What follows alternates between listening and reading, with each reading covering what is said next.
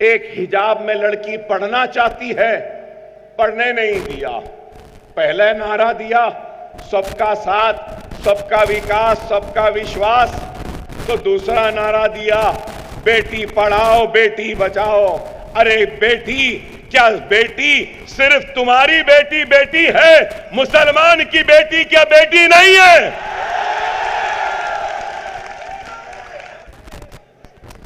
तो जब मिस्टर मोदी वजीर आजम हिंदुस्तान बने तो उन्होंने एक नारा दिया था, आपको याद होगा। कई नारे दिए थे, लेकिन एक नारा दिया था सबका साथ, सबका साथ, सबका विकास, सबका विश्वास। तो अब सवाल यह है कि आपने हिंदुस्तान की सबसे बड़ी अक़लियत का कितना साथ दिया? कितना हिंदुस्तान की सबसे बड़ी अक़लियत मुसलमान के विश्वास को हासिल किया? कितना इस मुल्क का विकास किया?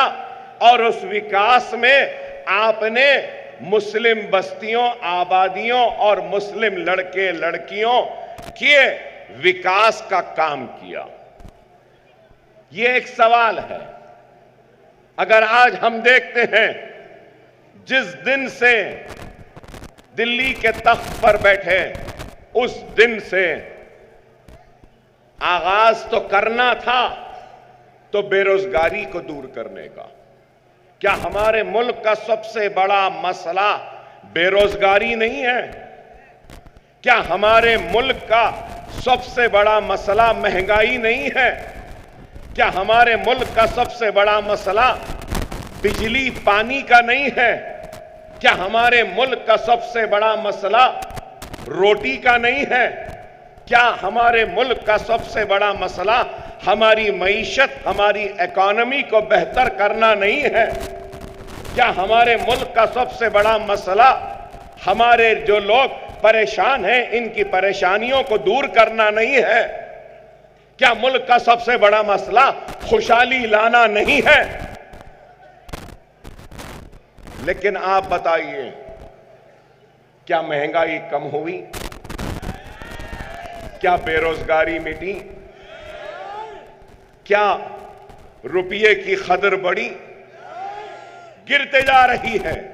डॉलर बढ़ता जा रहा है, गैस की कीमत बढ़ रही है और पेट्रोल डीजल महंगा हो रहा है। लेकिन आज इनको मुल्क की खुशहाली की फिक्र नहीं, मुल्क को तरक्की देने की फिक्र नहीं, बेरोजगारों की रोजगार देने की फिक्र नहीं, इकोनॉमी को बेहतर बनाने की फिक्र नहीं, इनको कुछ नहीं है।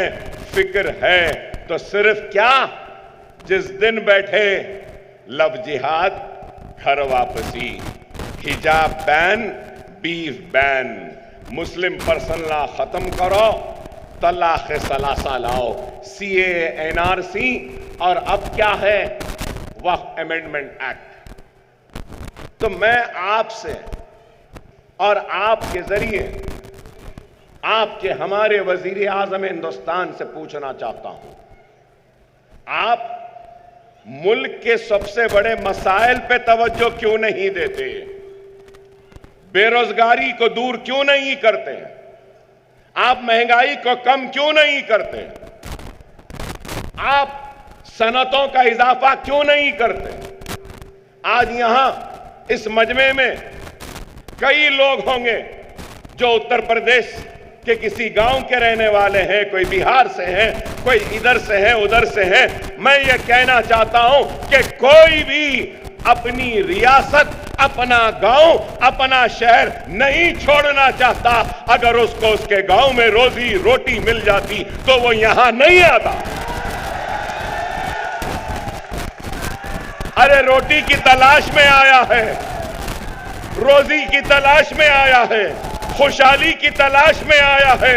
अगर उसको रोजी रोटी, पानी, नौकरी सब मिल जाती तो वो अपने गांव में अपने घर वालों के साथ, अपने खानदान के साथ खुश रहता।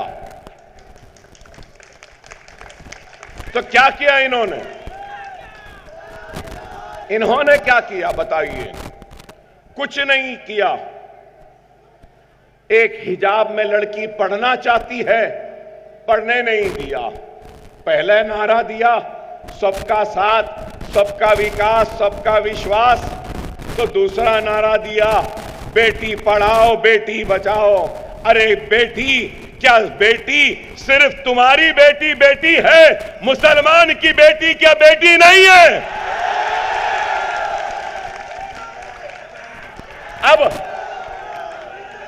आप बताइए, क्या हिजाब पहनना गुनाह है? क्या आज इंटरनेशनल कोर्ट ऑफ जस्टिस में हिजाब पहनकर हमारी बहन इंसाफ के लिए लड़ती है? इंटरनेशनल कोर्ट ऑफ जस्टिस में आज दुनिया की कई पार्लियामेंट में हिजाब के साथ एक मुस्लिम लड़की ऐवान में जाकर कानून बनाने के हिस्सेदार बनती है। लेकिन अफसोस मिस्टर मोदी, आपकी बीजेपी की रियासतों में हिजाब बैन की बातें की जाती हैं। अरे आज हम जब ये सवालात करते हैं तो हमको भड़काऊ कहते हैं। अरे मैं यहां पर ये नहीं कह रहा हूं कि मुसलमान का मसला बेरोजगारी है, नहीं, सारे हिंदुस्तानियों का सबसे बड़ा मसला बेरोजगारी है। हिंदू की भी है, मुसलमान की भी है, सिख की भी है, ईसाई की भी है। क्या बेरोजगारी की बात करना भड़काऊ है? क्या रोटी की बात करना भड़काऊ है? क्या अपनी हक की बात करना भड़काऊ है? अरे आप खुद बताइए, यहां जहां मैं खड़ा हूं, यहां पे खुरैश बरादरी के लोग हैं, परेशान है खुरैश बरादरी। खबरस्तान में दीवार डाल दी। एक जिस तरीके से इतना परेशान कर दिया, कारोबार में परेशानी। मगर आप देखो, आप देखिए, यहां कोरला में और आपके इलाके में एक खुरैशी का मेरा भाई अपना कारोबार नहीं कर सकता, उसको सताया जाता है। गाड़ियां जिस तरीके से लाना है आरटीए, उसकी इजाजत परमिशन नहीं देती, मरने के बाद दफन करने नहीं देते। मैं आज पूछना चाहता हूं, दुनिया में 5 ममालिक हैं जो सबसे ज्यादा बीफ एक्सपोर्ट कर रहे हैं। दुनिया में हिंदुस्तान का नंबर 4था है। कितना?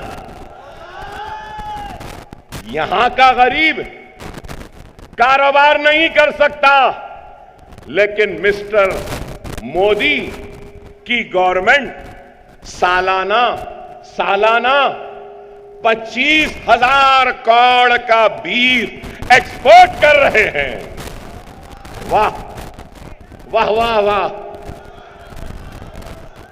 अरे अब मैं बोलूं तो और बुरा दिखेगा, खराब दिखेगा। बीफ बैन करने वाले ये हैं। और मैं एहतराम करता हूं हिंदू मजहब का, नहीं, मेरा मजहब नहीं सिखाता कि दूसरे मजहब को बुरा करो, नहीं। अगर हिंदू मजहब में गाय माता है तो मुझे एहतराम है उसका, लेकिन एक तरफ यहां कारोबार नहीं कर सकते और आप एक्सपोर्ट कर रहे हैं। क्या आप भूल गए? क्या आप भूल गए? आपको याद दिलाना चाहता हूं, इलेक्टोरल बॉन्ड्स जो चंदा लेते हैं सियासी जमात को चलाने के लिए, यही भारतीय जनता पार्टी, यही नरेंद्र मोदी, यही योगी, इन्होंने बीफ एक्सपोर्टर से भी इलेक्टोरल बॉन्ड्स का चंदा लिया।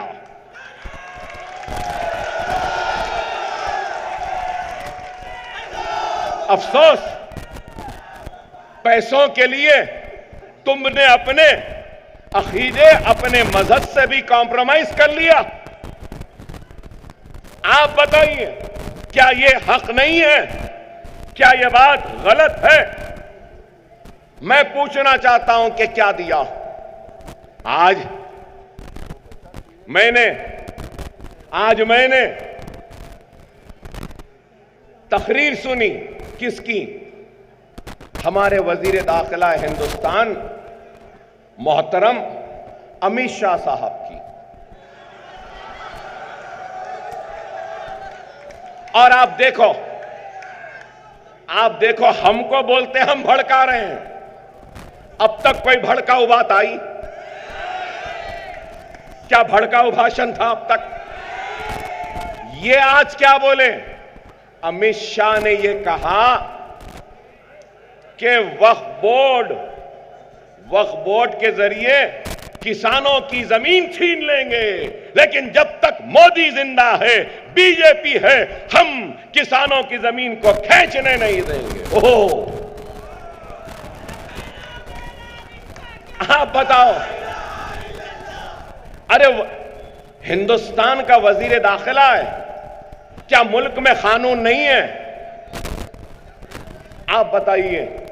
मैं आपके जरिए हिंदुस्तान के वजीर दाखिला अमित शाह साहब से सवाल करना चाहता हूं। अमित शाह साहब, आपका भी घर होगा, प्रॉपर्टी होगी आपकी, आपके नाम पे होगी, रजिस्ट्रेशन डिपार्टमेंट में रजिस्ट्रेशन हुआ होगा, रेवेन्यू रिकॉर्ड्स में उसका इंदराज होगा कि ये डोर नंबर, ये हाउस नंबर का ओनर अमित शाह है ना?